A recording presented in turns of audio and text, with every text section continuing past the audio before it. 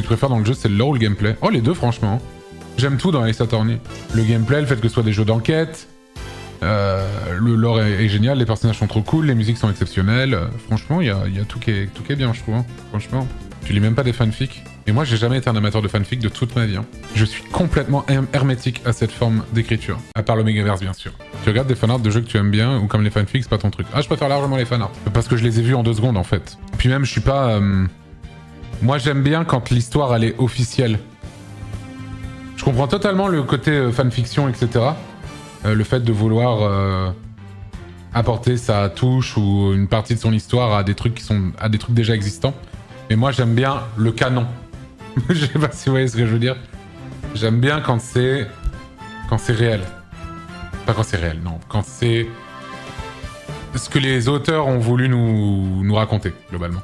Les fans de théorie, t'aimes bien? Ah ouais, de fou. Mais moi, je fais tout le temps les théories, par contre. Vous le voyez bien quand je fais quand je joue à ce genre de jeu.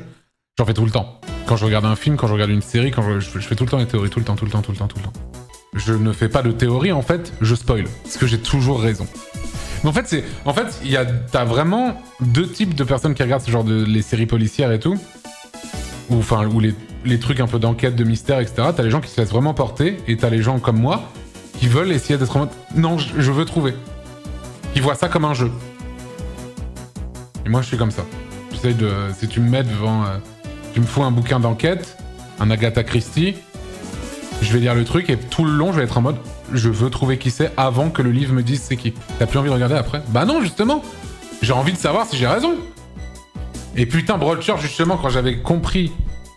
D'ailleurs, très très bonne série. Enfin, j'ai juste vu la saison 1. C'était incroyable, la saison 1 de Broadchurch. Hein. Incroyable, trop bien. Et justement, quand j'avais compris qui c'était, et que à la fin, on me dit « T'avais raison », la sensation est tellement forte. En fait, je suis pas en mode « Oh, fais chier ». Non, je suis en mode « Oh, trop bien ». Le but, c'est effectivement peut-être de surprendre, mais pas à tout prix. Tu écris ton truc comme quoi le boulanger est coupable. Hein, voilà, le boulanger est coupable. Tu écris tout le truc en fonction de ça. Du coup, tu dissémines des petits indices, des petits trucs sur le fait que c'est lui le coupable. Et qu'à la fin, tu dis « Ah bah tiens, je vais les surprendre.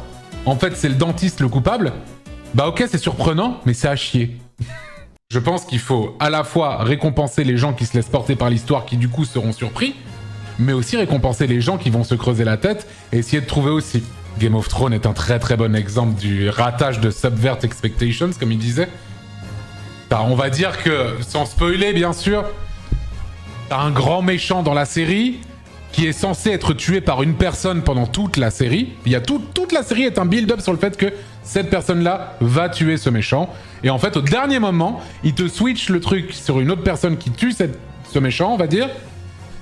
Et ça vient vraiment de nulle part. Et du coup, c'est insatisfaisant. C'est pas parce que c'est attendu que c'est pas satisfaisant, je trouve. Littéralement sorti de nulle part, même visuellement. C'est vrai que même le plan, tu vois la personne sortir du noir, hein, littéralement derrière.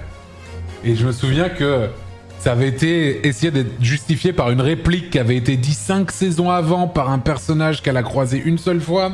Ouais, tu vas faire un build-up en fait pour amener à quelque chose. Et c'est pas grave si les gens y trouvent à l'avance. Ça gâche pas, au contraire, je trouve qu'il y a vraiment un côté très satisfaisant. Pour reprendre l'exemple de Game of Thrones, t'as un personnage, ses parents c'est un mystère, ok? Ses parents c'est un mystère, sauf que au bout d'un moment, tout le monde a plus ou moins compris c'était qui ses parents en fait. Et au bout d'un moment, il te confirme que ses parents, c'est bien ceux auxquels vous avez pensé. Et en fait, personne n'était insatisfait de ce truc-là. Tout le monde était en mode « Let's go !» Donc c'est donc vrai, on avait bien raison, etc.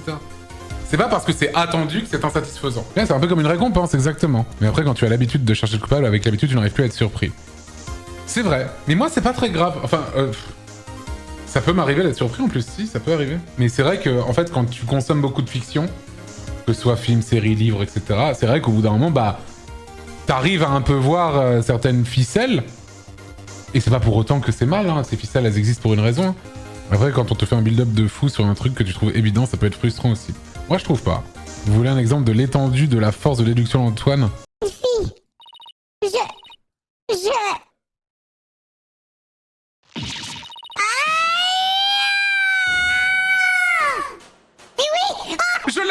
Je l'avais dit! C'est vraiment arrivé, c'est incroyable, c'est arrivé.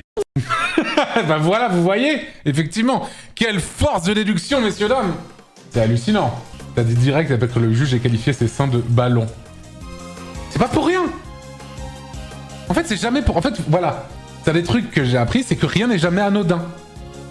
En fait, c'était un des trucs comme quand... Je sais plus comment il s'appelait, le gars qui disait qu'il aimait pas le sucre. Bon, ça n'avait pas trop de rapport avec le reste de l'enquête, mais ça m'avait foutu la puce à l'oreille. Rien n'est anodin. En fait, c'est ça la force du truc. C'est de te faire passer un élément qui est très important pour quelque chose de très anodin. Du coup, tu le retiens vite fait, mais pas tant que ça.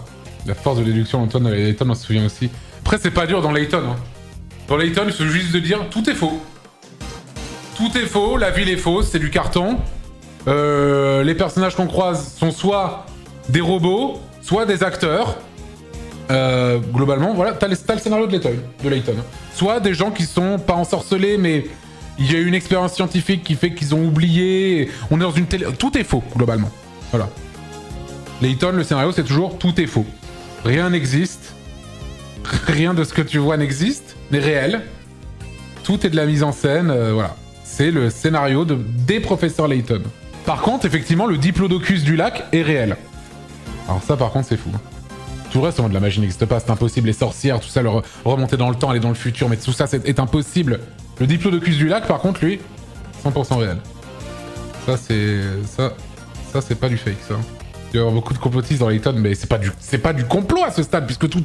En fait, leurs complots sont juste réels. C'est juste des gens lucides, c'est pas des complotistes, hein. Moi, je suis dans le monde de professeur Layton, je dis que tout est faux, c'est pas du complot, c'est juste lucide. Voilà.